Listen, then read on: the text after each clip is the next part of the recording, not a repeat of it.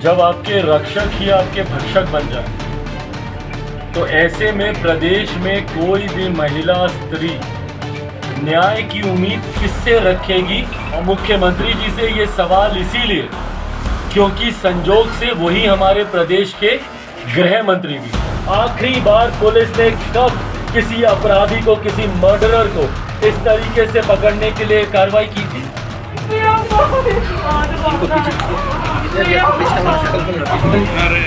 और महिला थाना के अधिकारी के बारे में भी मैं जिक्र करना चाहूंगा। इन्होंने फोन किया, वहां पर फोन इनका काट दिया। नमस्कार, आपके साथ मैं रोहित कुमार, आप न्यूज फॉर नेशन पर। नवादा की एक लड़की के साथ पुलिसिया बर्बरता के बाद चिराग पासवान पहुंचे हैं नवादा और वहां पर नीतीश सरकार के ऊपर जम के बरसे हैं।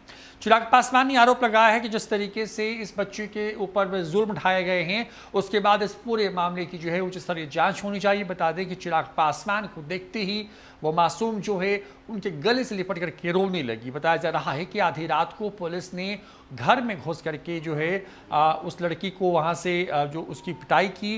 पूरा जो मामला है वो नवादा के कोआकोल थाना क्षेत्र के सरौनी गांव का है, जहां पर बीते 17 जुलाई को अनुसूचित जाति के एक परिवार में घर में रात में के अंधेरे में घुसकर एक लड़की के साथ कथित रूप से की गई बर्बरता। पूर्ण कार्रवाई के मामले में जो है लोजपा के राष्ट्रीय अध्यक्ष जो रामविलास पासवान लोजपा है उसके और जमुई के सांसद चिराग पासवान जो है वो पहुंचे वहां पर, मुलाकात की, पूरी घटना सुनी और उसके बाद जो है काफ़ी गुस्से का इजहार किया। उन्होंने आश्चर्य जताते हुए कहा कि एक सम्मानित व्यक्ति घर में रात 12:30 बजे सिर्फ शक के आधार पर प्रशासन बिना महिला पुलिस की मौजूदगी में जिस तरीके से दाखिल हुआ और जिस तरीके से बर्बरपूर्ण तरीके से जो है हमला किया गया परिवार के लोगों पर, ये कहीं से ठीक नहीं है। इस पूरे मामले पर उच्च स्तरीय जांच कराए जाने की उन्होंने मांग की है। कहा है कि इस पूरे मसले पर जो है नीतीश सरकार जो है वो अपने अधिक पुलिस वालों को बचाने की लाख कोशिश कर ले, लेकिन वो ऐसा होने नहीं देंगे और इंसाफ जरूर मिलेगा। क्या कह रहे हैं चिराग पासवान, सुनवाते हैं। आप तमाम पत्रकार बंधुओं की जानकारी में है कि किस तरीके से यहाँ पर एक घृणित घटना को अंजाम दिया गया।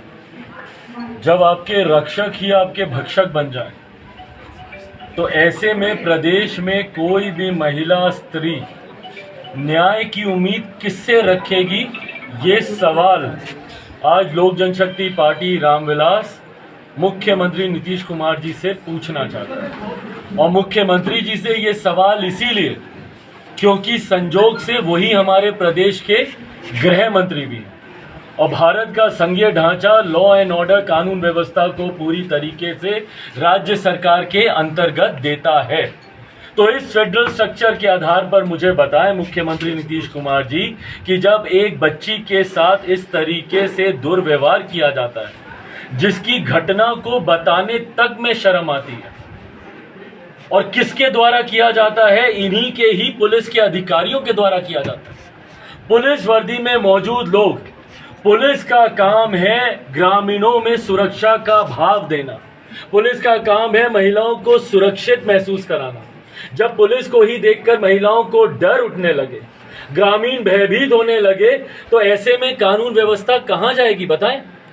जिस तरीके से कुछ पुलिस कर्मियों के द्वारा रात में 12 बजे घर में घुसकर, एक ऐसा घर जहां पे सिर्फ महिलाएं हैं, माँ हैं, 2 बच्चियां हैं, वहां पर घर में कोई पुरुष सदस्य नहीं है, बच्ची के दोनों भाई पटना में हैं, और ऐसे में रात में 12 बजे, और वो तस्वीरें मैं चाहूंगा कि आप लोग दिखाएं किस तरीके से दरवाजा तोड़ा गया। आखिरी बार पुलिस ने कब किसी अपराधी को, किसी मर्डरर को इस तरीके से पकड़ने के लिए कार्रवाई की थी?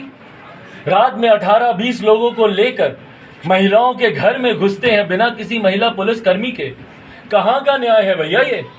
कहां की कानून व्यवस्था? बिना किसी जांच वारंट के, बिना किसी सर्च वारंट के आप महिलाओं के कमरे में आप घुसते हैं, दरवाजा तोड़ के घुसते हैं।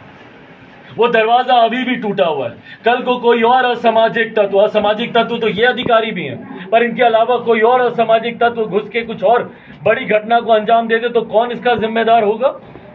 और इतने में अफसोस की बात ये कि पूरा प्रशासन शांत बैठा है। इस घटना को आज इतने दिन बीतने के बावजूद कौन सी तारीख की घटना है? 17 तारीख की घटना। और आज क्या तारीख है? 23 तारीख। 6 दिन बीतने के बावजूद आज तक इस घटना के ऊपर एफआईआर दर्ज नहीं हुई है। बेचारी बच्ची अकेले भागे जा रही है महिला थाना, और महिला थाना के अधिकारी के बारे में भी मैं जिक्र करना चाहूंगा। मैं मुख्यमंत्री जी से लिखित तौर पर मैं इस बात का मैं जिक्र करूंगा, और डीजीपी साहब के सामने भी मैं लिखित तौर पर इस बात की जानकारी दूंगा। जो भी महिला अधिकारी वहां पर बैठी हैं उनको अभी फोन किया। पूर्व सांसद यहां पर मौजूद है अरुण जी, इन्होंने फोन किया वहां पर। लोक जनशक्ति पार्टी रामविलास के हमारे राष्ट्रीय उपाध्यक्ष हैं, इन्होंने फोन किया वहां पर। फोन इनका काट दिया।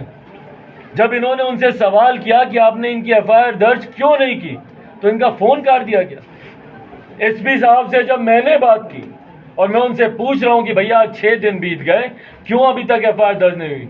तो नहीं, हम तो गए थे, तो वो थी नहीं, तो ये था नहीं।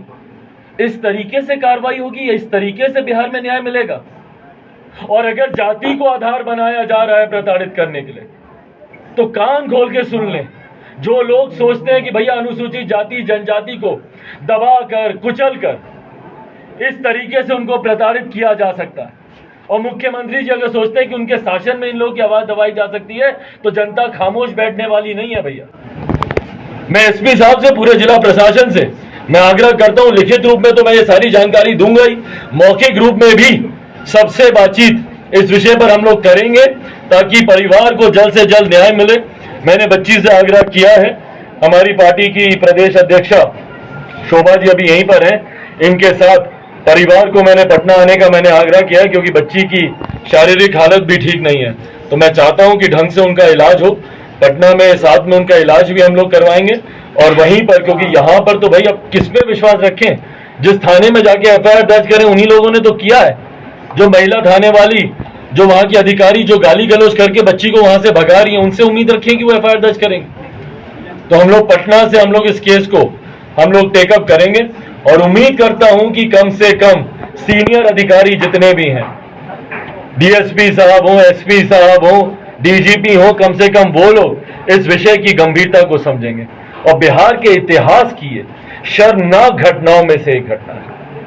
जैसा मैंने कहा कि मैं दोहरा, आप लोगों के सामने बच्ची ने, इतनी दिलेर बच्ची, पहले तो मैं उसकी हिम्मत की दाद देता हूं। अगर मैं अपने आप को बोलता हूं कि मैं शेर का बच्चा हूं, तो शेरनी वो बच्ची भी है भाई। इतनी प्रताड़ना, इतनी यातनाएं झेलने के बाद आज भी अपने हक के लिए वो लड़की लड़ रही है। तो उसके साथ हम लोग जरूर पूरी मजबूती से हम लोग खड़े हैं। प्रदेश से हम लोग इस मैटर को टेकअप हम लोग करेंगे। मैं बस इतना चाहता हूं कि यहाँ पे जांच कम से कम निष्पक्ष हो, क्योंकि जांच भी उन्हीं लोगों के ऊपर होनी है जिनसे जांच की उम्मीद की जा रही है। तो उसमें कम से कम कोई लीपापोती यहाँ पे ना करे, ये उम्मीद हम लोग रखते हैं। तो बता दें कि चिराग पासवान पहुंचे थे बिहार के नवादा, जहां पर बीते 17 जुलाई को एक लड़की के घर में शक के आधार पर घुसी पुलिस ने जिस तरीके से उसके ऊपर अत्याचार किया, उसके बाद जो है ये मामला तूल पकड़ रहा है। इस पूरे मामले पर एफआईआर नहीं होने के बाद चिराग पासवान ने गुस्से का इजहार किया है। फिलहाल इस वीडियो में इतना ही। नमस्कार।